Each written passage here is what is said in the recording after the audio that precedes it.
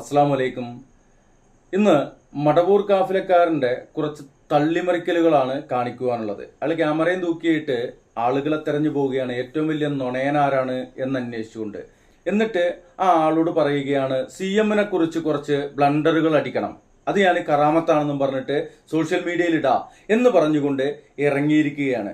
ആദ്യമായിക്കൊണ്ട് CM മടവൂരിന് ജിന്നുകളുടെ സൈന്യം ഉണ്ടായിരുന്നു എന്നാണ് കാവൽ നിൽക്കാൻ എന്നുള്ളത് കൂടിയാണ് അവർ പറയുന്നത്. ജിന്നുകൾ അധീനപ്പെടുത്തി കൊടുത്തത് സുലൈമാൻ നബി അലൈഹി സ്വലാത്തു വസ്സലാമയ്ക്കാണ്.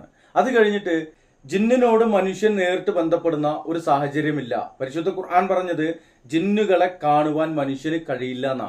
നമ്മുടെ കണ്ണുകൾക്ക് അവനെ കാണാൻ കഴിയില്ല എന്നാ.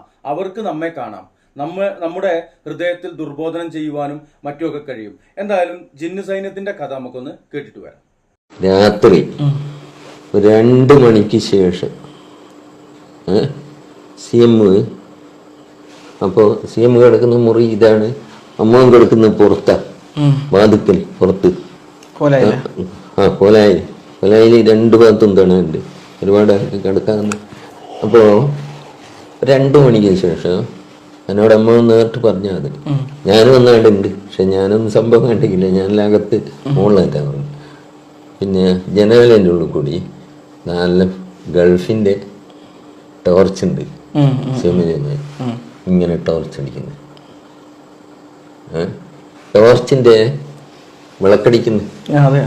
അപ്പം വിളക്കടിക്കുന്ന ഈ ലൈറ്റ് ഇങ്ങനെ വാതുക്കൽ അടിക്കുന്നതുകൊണ്ട് 2 മണിക്ക് ശേഷം അമ്മ മിറ്റത്തോട്ട്. അപ്പം വിളക്കടിക്കുന്നില്ല, ഇല്ല, നിന്നുപോയി. പക്ഷേ നല്ല വെള്ള ഷർട്ടും ജബ്ബിയിലിട്ടിട്ട് കുറേ ആൾക്കാർ മുറ്റത്ത് ഇങ്ങനെ അണിനിരന്ന് ഇങ്ങനെ സഫ് കെട്ടി വെക്കുന്നതാണ് അമ്മ കണ്ടത്. മുറ്റത്ത് ഈ റൂമിന്റെ നേരെ CM ഇങ്ങനെ വിളക്കടിക്കുക. അവിടെ ജനാലുണ്ട്, ഇങ്ങനെ ടോർച്ചടിച്ച് പിടിച്ചിട്ട്. അപ്പോൾ ടോർച്ചിന്റെ വെളിച്ചെങ്കിൽ വാതുക്കലെത്തിയോണ്ട് അമ്മ മെല്ലെ ഇറങ്ങി ചെരുപ്പും ചവിട്ടി അങ്ങോട്ട് പോകും. ടോർച്ചടി അങ്ങ് നിന്ന് CM-ന്റെ 2:30 മണിക്കാണ്. അപ്പൊ ടോർച്ചടി അങ്ങ് നിന്നപ്പോ പിന്നെ കാണുന്നത് നല്ല വെള്ള ഡ്രസ്സല്ലിട്ട് കുറെ ആളുകള് സഫ് അണിയണിയായി മുറ്റത്ത്, ബേക്കിൽ മുറ്റത്ത്, ഈ റൂമിന്റെ നേരെ മുറ്റത്ത് നിൽക്കുന്നതാണ് അമ്മ കണ്ടേ.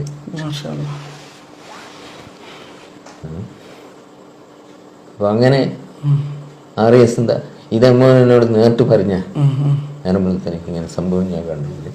അപ്പോൾ അതിനെക്കുറിച്ച് അമ്മോൻ എന്നോട് പറഞ്ഞത്, നമ്മള് റൂമിന്റെ ചെറുവ് അവരെ വലിച്ചു മാറ്റുവാനുള്ള ജിന്നുങ്ങളെ പടയണി നിർത്തിയതാണ്. അത് CM നിർത്തിയതാണ്. പിന്നീട് CM അവിടുന്ന് പോയതിനു ശേഷം ആർക്കും ഒരു ധൈര്യക്കെടുവില്ല, ഒറ്റ പ്രശ്നവുമില്ല. ഞാനും പറഞ്ഞു, ഞാനും പോയി. അപ്പൊ അത് ഏറ്റവും വലിയൊരു ഗ്രാമത്ത് ആ വരവ് കാണിച്ച വല്ലാത്ത തള്ളായിപ്പോയി.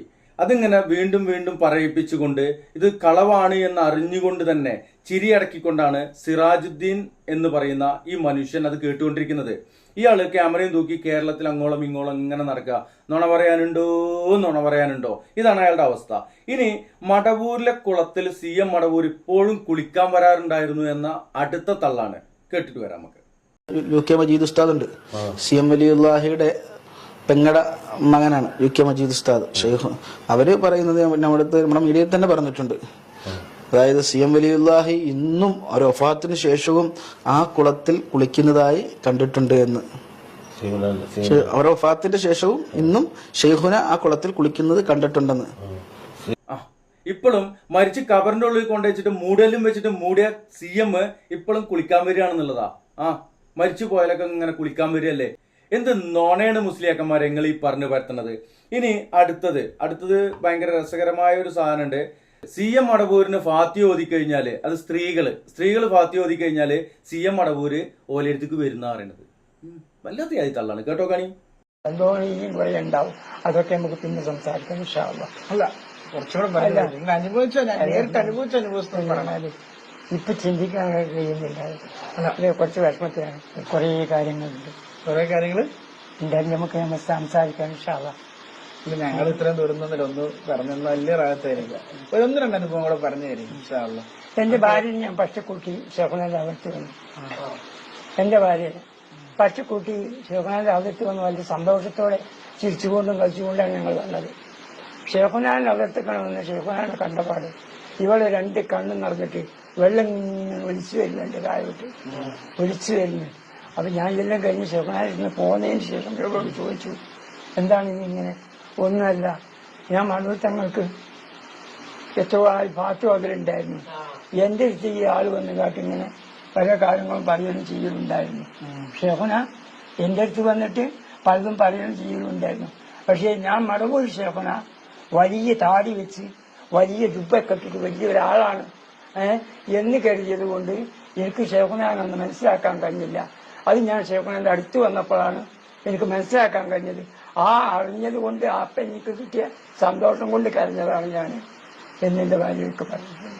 ഈ ജാതി തള്ളും തള്ളിയിട്ട് ആളുകളെ പിഴപ്പിച്ചുകൊണ്ട് ഇത് മറ്റുള്ള ആളുകൾ കൂടി കേട്ടുകൊണ്ടിരിക്കുന്നുണ്ട്. എന്താ ഔലിയാക്കളാണ് ചങ്ങായിമാരെ നിങ്ങൾ ഔലിയാക്കള്?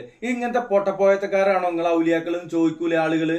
അല്ലേ പ്രിയമുള്ളവരെ, ഇതുപോലെയുള്ള കള്ളക്കറാമത്തുകളും താങ്ങിപ്പിടിച്ച് നടക്കുന്ന ഇതുപോലെയുള്ള ആളുകള് ഈ ദീനിനെ വളരെ മോശമായിക്കൊണ്ട് മറ്റുള്ളവരുടെ മുന്നിലേക്ക് ചിത്രീകരിക്കുകയാണ്, കൊണ്ടെത്തിക്കുകയാണ്. എന്നാൽ ഇവരല്ല, ഇവരുടെ ആരൊക്കെ ചെയ്താലും എന്തൊക്കെ ചെയ്താലും ദീനുൽ ഇസ്ലാമിന് ഒരു കുറവും വരില്ല, കോട്ടവും വരില്ല എന്നുള്ളത് തന്നെയാണ് നമുക്ക് കാണാൻ കഴിയുക. എന്നാലും ഇതുപോലെയുള്ള കള്ളത്തരങ്ങളുമായിട്ട് നടക്കുന്ന ആളുകളെ വലിച്ചു കീറി ഭിത്തിയിലൊട്ടിക്കേണ്ടത് നമ്മുടെ എല്ലാവരുടെയും വിശ്വാസി സമൂഹത്തിന്റെ ഉത്തരവാദിത്തമാണ്.